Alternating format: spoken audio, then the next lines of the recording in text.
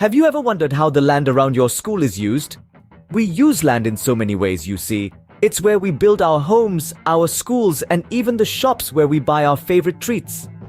Land is also where we create our roads and railways, and our airports for those exciting holiday trips. Even the parks where we play and the gardens where flowers grow are using land. So remember, the land around your school is not just for your school building. It serves many different purposes. We can actually see how land is used if we look at it from above or on a map. From this bird's eye view, we can spot different types of land use. You might see clusters of houses and apartments. That's residential land use.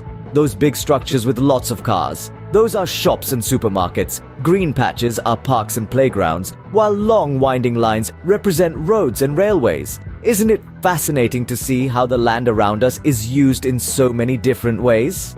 Did you know the use of land can change over time? It's true. Since the earliest days, people have transformed forests, wild grasslands, and even some deserts into farmland. Imagine that. As time passed, we started to use more and more of this farmland, not just for crops, but to build our houses, shops, offices, factories, and roads. It's a big change, isn't it? So the land around your school might have looked very different many years ago.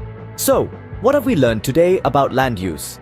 We've discovered that land is incredibly versatile, used for everything from growing crops and building houses to creating roads and railways. We've seen how an aerial view or a map can reveal the many ways land is utilized, and we've understood that land use isn't static. It evolves over time as needs and technologies change.